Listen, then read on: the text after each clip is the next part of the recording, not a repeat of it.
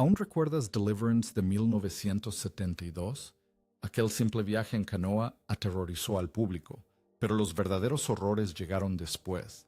Los actores abandonaron el río creyendo que el peligro había terminado, solo para enfrentarse a una fama que los destrozó, adicciones que los atormentaron, matrimonios que se rompieron y destinos más brutales que el propio guión. Hoy descubrimos qué fue de ellos y el legado que dejaron. Jon Voight como Ed Gentry. Jon Voight nació el 29 de diciembre de 1938 en Yonkers, Nueva York. A los 34 años, Voight interpretó a Ed Gentry, el hombre común obligado a enfrentarse a una brutalidad extraordinaria en Deliverance, 1972. Este papel marcó el inicio de una larga carrera en Hollywood y a medida que su estrella crecía, el peso de su vida privada comenzó a ejercer presión en sentido contrario. Su primer matrimonio con Laurie Peters se desmoronó durante los años en que trabajaba en Midnight Coward, 1969. Una película que exigió meses de preparación psicológica y compromisos con la prensa que lo mantuvieron constantemente alejado de casa. Su segundo matrimonio con Marceline Bertrand duró más, pero se resquebrajó bajo la presión de interpretar papeles consecutivos y la creciente distancia emocional de Voight durante producciones como The Odessa File, 1974.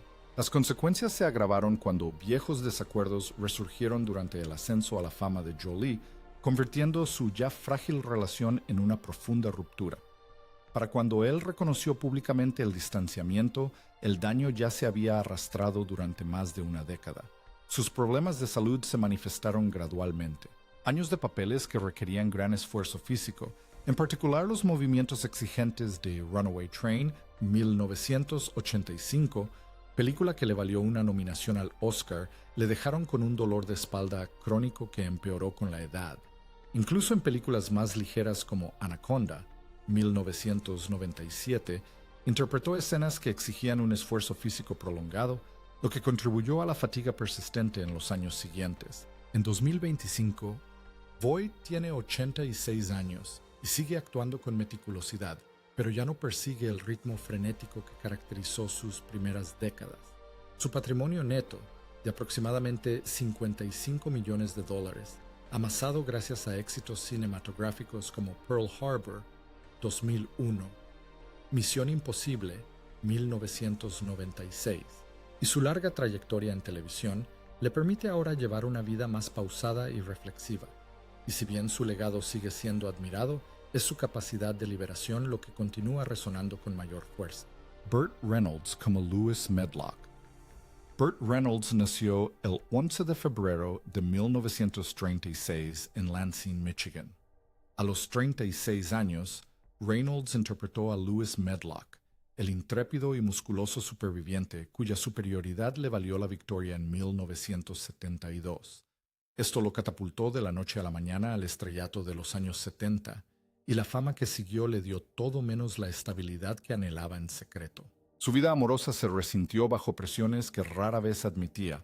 Su matrimonio con Judy Kaas se desmoronó a medida que su popularidad aumentaba, y su posterior unión con Lonnie Anderson fracasó estrepitosamente durante el caos promocional de Smokey and the Bandit 2, 1980, y Cannonball Run, 1981, cuando las disputas financieras llegaron a los tabloides. Su vínculo con Sally Field, quien apareció con él en 4 películas, se disolvió debido a la coincidencia de producciones.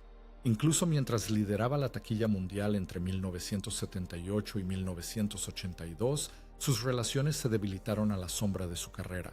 Su cuerpo pagó las consecuencias de la imagen que proyectaba. La acrobacia en la cascada de Deliverance le dejó un dolor de columna persistente. Las escenas de lucha en El hombre que amaba a Cat Dancing, 1973, le provocaron una hernia, y la fractura de mandíbula en City Heat, 1984, lo obligó a seguir una dieta líquida que desencadenó una dependencia de analgésicos durante un año. El cáncer de próstata en 2009, la cirugía cardíaca en 2010 y una vida de ansiedad sin tratar dificultaron cada vez más su trabajo, incluso cuando recuperó el reconocimiento con Boogie Nights. En 1997, Reynolds falleció el 6 de septiembre de 2018 a los 80 y 2 años a causa de un paro cardíaco en Jupiter, Florida. Un final tan abrupto como muchas de las acrobacias que alguna vez insistió en realizar. Sus cenizas fueron inhumadas en el cementerio Hollywood Forever en 2021, bajo un busto de bronce que se inauguró el día en que habría cumplido 85 años. Su patrimonio neto en 2025, de alrededor de $5 millones, reflejaba décadas de negocios fallidos, pensiones alimenticias y declaraciones de bancarrota. Ned Beatty como Bobby Tripp. Ned Beatty nació el 6 de julio de 1937 en Louisville, Kentucky. A los 35 años, Beatty interpretó a Bobby Tripp, el forastero inocente, cuya agresión se convirtió en uno de los momentos más perturbadores del cine en Deliverance, 1972. La escena lo catapultó a la fama en Hollywood, pero ese reconocimiento conllevaba una carga que pocos actores estaban preparados para soportar. Su matrimonio con Sandra Johnson se convirtió en su pilar, después de que sus relaciones anteriores hubieran fracasado debido a las exigencias del trabajo incesante. A mediados de la década de 1970, mientras participaba en La vida y los tiempos del juez Roy Bean, 1972, y en la película Coral Nashville, 1975, evitó deliberadamente las ofertas para papeles protagónicos para no quedar permanentemente vinculado a la vulnerabilidad que el público asociaba con la liberación. Cuando 1976 le valió una nominación al Oscar, la presión aumentó. Había papeles más importantes disponibles. Sin embargo, rechazó muchas ofertas para proteger la frágil estabilidad que él y Sandra habían logrado construir. Su salud se deterioró silenciosamente, marcada por años de sobrepeso y el agotamiento de participar en más de 160 producciones de cine y televisión. Los largos rodajes de Superman, 1978. Regreso a clases, Matt, 1986, y, posteriormente, Rudy, 1993, pusieron a prueba su resistencia más allá de lo que él mismo reconocía. Para la década de 2000, los problemas cardiovasculares limitaron los papeles que podía aceptar. El trabajo de doblaje, como el de Lotso en Toy Story 3, 2010, y el de Tortoise John en Rango, 2011, se convirtió en su refugio. El cambio fue sutil pero necesario. Beatty falleció el 13 de junio de 2021 a los 83 años por causas naturales en su casa de Los Ángeles. Su patrimonio, valorado en aproximadamente $4 millones en 2025, reflejaba una carrera basada en una producción incesante, con más de 160 papeles a lo largo de 5 décadas en cine, televisión y teatro. Dejó un legado definido no por una sola escena impactante, sino por la enorme amplitud de su obra posterior, demostrando que fue mucho más que el momento que hizo que el mundo recordara su nombre por primera vez. Ronny Cox como Drew Ballinger. Ronny Cox nació el 23 de julio de 1938 en Cloudcraft, Nuevo México. A los 34 años, Cox interpretó a Drew Ballinger, el guitarrista apasionado cuya conmovedora interpretación de banjos se convirtió en el alma de Deliverance, de 1972. La película marcó su debut cinematográfico, catapultándolo instantáneamente de actor de teatro regional al estrellato de Hollywood. A partir de ese momento decisivo, su vida transcurrió entre la fama y una historia de amor íntima que marcó su trayectoria posterior. Su matrimonio con Mary Cox duró 46 años, una inusual unión en Hollywood basada en la devoción, pero puesta a prueba repetidamente por las exigencias de su creciente carrera. Durante los años en que filmó Super Detective en Hollywood, 1984, y RoboCop, 1987, pasaba meses en el set, dejando a Mary a cargo de la casa mientras él lidiaba con las exigencias de las grandes producciones de estudio. Sus 2 hijos crecieron bajo este patrón de breves reencuentros. Y aunque el matrimonio se mantuvo sólido, los constantes viajes de la industria los obligaban a luchar por un tiempo que nunca estaba garantizado.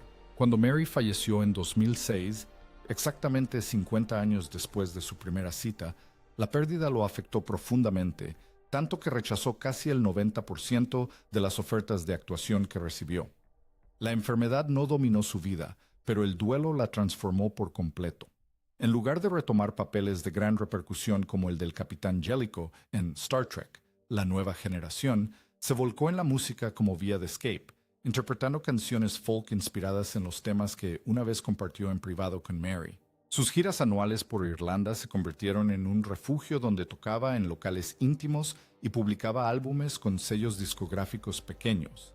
Incluso cuando reapareció en proyectos como Dexter, 2011, o Nashville, 2018, su trabajo transmitía una energía más suave y reflexiva.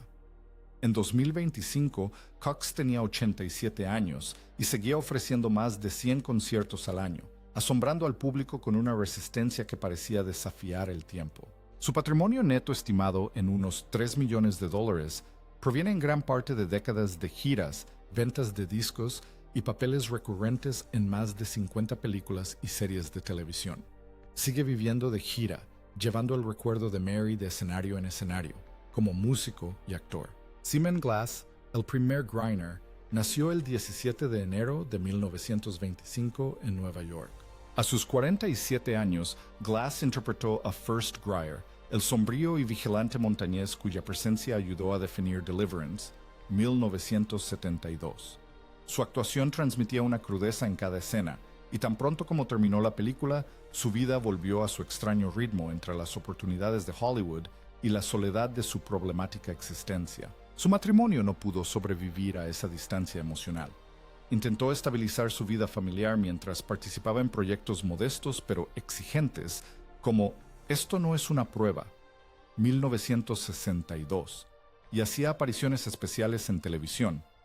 Sin embargo, la constante rotación de trabajos, la docencia, el trabajo marítimo, la patrulla portuaria, erosionó cualquier sensación de estabilidad. La brecha emocional se amplió aún más tras largas temporadas en el mar, un periodo que, según admitió más tarde, lo hizo sentir más como un fantasma que como un esposo. A finales de la década de 1970, la relación se deterioró irremediablemente y se divorciaron. Su salud también se fue deteriorando poco a poco.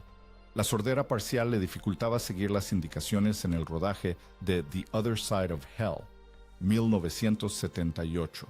Además, cada vez se alejaba más de los papeles exigentes porque su físico ya no respondía a la intensidad que los directores buscaban. Años de trabajo duro debilitaron sus pulmones y la fatiga se hizo evidente durante sus turnos nocturnos como patrullero del puerto de Santa Mónica. Incluso breves regresos al cine, como en Hawkins Breed, 1988, requerían días de descanso que antes habría ignorado. Glass falleció el 12 de julio de 2016 en Los Ángeles, a los 91 años, poniendo fin a una vida marcada más por la resistencia que por los aplausos. Su patrimonio neto estimado, de entre 1,2 y 2 millones de dólares, procedente de pensiones, trabajo docente y actuaciones ocasionales, era modesto pero estable, lo que reflejaba a un hombre que vivía de la practicidad más que de la fama. Macon McCallman como el ayudante Queen. McCallman nació el 30 de diciembre de 1932 en Memphis, Tennessee. A los 40 años, interpretó al ayudante Queen, el oficial discreto pero perspicaz cuya autoridad silenciosa profundizó la trama de Deliverance. 1972. El papel le llegó justo cuando estaba dando el salto del teatro al cine, y así, su vida adquirió un ritmo en el que cada nuevo papel ponía a prueba el frágil equilibrio entre ambición y estabilidad. Su matrimonio con la actriz Pat McCallman duró décadas, marcado por el ritmo impredecible de Broadway y la televisión. Mientras actuaba en The Last of Mrs. Lincoln, 1971, y posteriormente aparecía en miniseries como Captains and the Kings, 1976, las largas separaciones se convirtieron en una carga silenciosa para su intimidad, enseñándoles a valorar los breves periodos de normalidad entre producciones. La ausencia de hijos profundizó su dependencia mutua, especialmente durante la década de 1980, cuando su carga de trabajo aumentó con papeles episódicos en Cheers, Murder, She Wrote y Three's Company. Su salud se fue deteriorando gradualmente, comenzando con el infarto de 1997, que truncó el repunte tardío de reconocimiento que había experimentado tras el éxito de Falling Down, 1993. Aunque intentó mantenerse activo, la recuperación resultó esquiva y los derrames cerebrales posteriores no hicieron sino empeorar su estado. Años de tabaquismo intenso derivaron en problemas respiratorios crónicos que le impedían incluso interpretar papeles pequeños. Para cuando regresó definitivamente a Memphis, su carrera ya era cosa del pasado. Muckelman falleció el 29 de noviembre de 2005 a los 72 años tras sufrir varios derrames cerebrales, un último recordatorio de las batallas contra la enfermedad que marcaron sus últimos años. Su patrimonio neto estimado era de unos $2 millones, fruto de décadas de papeles secundarios en más de 40 producciones de cine y televisión, entre las que destacan Smoke Okie and the Bandit, 1977, y The Falcon and the Snowman, 1985. Su entierro fue privado, pero en la pantalla sigue siendo uno de esos pocos actores cuyas breves apariciones tuvieron más peso que muchas interpretaciones protagonistas. Bill McKinney como el hombre de la montaña. Bill McKinney nació el 12 de septiembre de 1931 en Barton, Arkansas.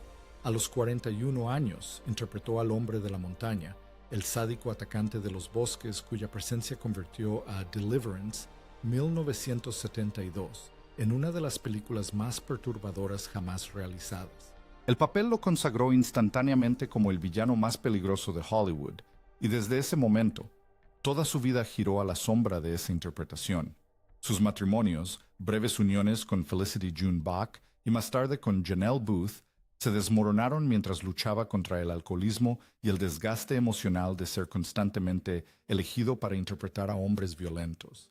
Incluso cuando logró captar la atención con The Outlaw Josie Wales, 1976, o apareció en Thunderbolt and Lightfoot, 1974, la demanda de la industria por su personaje más oscuro consumió la estabilidad que necesitaba en su hogar. Durante sus primeros años como actor, Dark Classes en la escuela secundaria Cave Spring fue un intento de llevar una vida normal. Pero el trabajo en Hollywood siempre lo alejaba, dejando poco espacio para que su matrimonio sanara. Su salud se deterioró lentamente, marcada primero por años de tabaquismo intenso que lo dejaban cada vez más fatigado en los rodajes de películas como Bronco Billy, 1980, y Every Way Loose, 1978. Cuando le diagnosticaron cáncer de esófago a finales de sus 70, su salud empeoró rápidamente, mermando lo que quedaba de una carrera que había abarcado más de 5 décadas. Incluso mientras grababa su álbum de música country Love Songs from Antry, o hacía apariciones tardías en Green Mile, 1999, seguía trabajando a pesar del cansancio que delataba la enfermedad que intentaba ignorar discretamente. McKinney falleció el 1 de diciembre de 2011 a los 80 años a causa de un cáncer de esófago en su casa de San Fernando, California. Su patrimonio, estimado en 2025 en alrededor de $1,5 millones, se forjó gracias a décadas de trabajo constante, interpretando personajes en más de 70 películas y cientos de apariciones en televisión. Su legado: Charlie Boorman como el hijo de Ed. Charlie Boorman nació el 23 de agosto de 1966 en Londres, Inglaterra. A los 6 años, apareció en Deliverance, 1972, como el hijo de Ed, el niño callado que espera el desenlace emotivo de la película. Su aparición en pantalla fue breve, pero marcó el inicio de una colaboración de por vida con su padre, el director John Boorman. Desde sus inicios en el cine, su vida viró hacia el peligro, la aventura y la supervivencia. Su matrimonio con Olivia Payton, que comenzó en 2003, se convirtió en un pilar fundamental a lo largo de años de viajes, rodajes y largas distancias. Si bien proyectos como Excalibur, 1981, y El Bosque Esmeralda, 1985, marcaron el comienzo de su carrera, fueron las posteriores expediciones en motocicleta, documentadas en Long Way, 2004, y Long Way Down, 2007, las que lo alejaron de casa durante meses. La dislexia le dificultaba el trabajo como actor, y la imprevisibilidad de su agenda de documentales a menudo ponía a prueba el equilibrio entre la ambición y la familia. Su enfermedad apareció repentinamente en 2010, cuando un diagnóstico de cáncer testicular lo obligó a someterse a una cirugía y una recuperación que paralizaron todos sus compromisos de filmación. Esta experiencia lo transformó, convirtiendo las posteriores entregas de la serie Long Way, incluyendo Long Way Up 2020, en plataformas para la concienciación sobre la salud masculina. Ya sea en África o en Sudamérica, su trayectoria profesional demostró una resiliencia forjada a lo largo de años de superación personal, superando enfermedades y adversidades. En 2025 Spale, Boorman tenía 59 años y continuaba su labor benéfica con UNICEF, además de liderar viajes de aventura internacionales y participar en eventos teatrales. Su patrimonio neto, estimado en $4 millones, proviene de la televisión, series de viajes, libros y giras internacionales, más que de la actuación tradicional. Y a pesar de las cicatrices en su vida personal, sigue siendo un símbolo de resistencia muy alejado del niño callado que el público vio por primera vez en Deliverance. James Dickey, como el Sheriff Bullard. James Dickey nació el 2 de diciembre de 1923 en Atlanta, Georgia. A los 49 años, apareció en Deliverance 1972 como el Sheriff Bullard, el discreto investigador cuya presencia aportó un realismo inquietante al acto final. Resultaba apropiado, ya que la película estaba basada en su propia novela. Su breve aparición difuminó la línea entre autor y personaje, y a partir de ese momento, su vida como escritor y figura pública se volvió aún más turbulenta. Sus matrimonios se desmoronaron bajo el peso de su alcoholismo y la inestabilidad que conllevaba la fama. Su primer matrimonio con Maxine Sisson duró casi 3 décadas, pero se fracturó durante la vorágine de una demanda que siguió a la publicación de Buck Dancer's Choice en 1965 y a su nombramiento como poeta laureado de Estados Unidos en 1966. Su segundo matrimonio con Deborah Dodson estuvo marcado por largos periodos de docencia, giras y obligaciones literarias después de que su libro Deliverance se convirtiera en un éxito de ventas, lo que provocó que su vida familiar se viera fragmentada por su implacable agenda. Mientras escribía, la fuerza de los equipos para la investidura de Jimmy Carter en 1977, la tensión dentro de su familia se profundizó en lugar de aliviarse. Su salud comenzó a deteriorarse a finales de la década de 1980, marcada por años de consumo excesivo de alcohol que dañaron su hígado y le provocaron ictericia mucho antes de que apareciera la fibrosis pulmonar. Dickey falleció el 19 de enero de 1997 a los 73 años en Columbia, Carolina del Sur, tan solo 6 días después de impartir su última clase. Su patrimonio, valorado en aproximadamente $2 millones en 2025, proviene principalmente de la venta continua de los archivos universitarios de la serie Deliverance de 1970 y de colecciones de poesía que siguen siendo fundamentales en la literatura estadounidense. Este legado ocupa un espacio inmenso. El poeta que escribió Las pesadillas de la naturaleza salvaje de Estados Unidos y luego se metió en la escena como el Sheriff Bullard, viendo como su propia creación engullía a los hombres que entraban en ella. Billy Redden como Lonnie. Billy Redden nació el 13 de octubre de 1956 en Clayton, Georgia. A los 16 años, interpretó a Lonnie, el inquietante niño que tocaba el banjo y cuya mirada perturbadora hizo que Deliverance 1972 fuera inolvidable, a pesar de que él mismo nunca tocó un instrumento. Su breve aparición lo vinculó a la película mucho después de los créditos, y desde ese momento su vida no estaría definida por Hollywood, sino por su sombra. Nunca se casó, sino que se retiró a una vida tranquila en el condado de Robin a medida que los papeles escaseaban y la imagen de chico de la montaña lo perseguía a donde quiera que iba. Incluso cuando Tim Burton lo eligió para Big Fish, 2003, o cuando los cineastas italianos lo incorporaron a Blast Fighter, 1984, el trabajo solo reforzó el estereotipo que había marcado su carrera. Mientras otros superaban la liberación, Redden se encontró volviendo a trabajos comunes: cocinero, lavaplatos, copropietario de un pequeño café, tratando de construir una vida estable lejos de la película que lo había hecho famoso. Sus problemas no eran tanto médicos como económicos, empeorados por décadas de encasillamiento que limitaron sus oportunidades y lo mantuvieron anclado a trabajos locales mal pagados. El documental The Deliverance of Robin County, 2012, repasó el impacto emocional que la película tuvo en él, especialmente la decepción de no haber recibido nunca regalías sustanciales. Para entonces, cualquier regreso a Hollywood era física y económicamente difícil, por lo que los trabajos locales se convirtieron en la única opción viable. En 2025, Redden tiene 69 años, sigue viviendo modestamente en Georgia y participa ocasionalmente en eventos cinematográficos locales relacionados con el arte de la liberación espiritual. Su patrimonio neto estimado, de unos $100,000, refleja una vida dedicada no al cine, sino a trabajos estables y sin reconocimiento que le permitieron subsistir. Sin embargo, gracias a una sola escena filmada en las montañas en 1972, pasó a formar parte de la historia del cine estadounidense. Herbert Coward como el hombre desdentado. Herbert Coward nació el 12 de febrero de 1939 en el condado de Haywood, Carolina del Norte.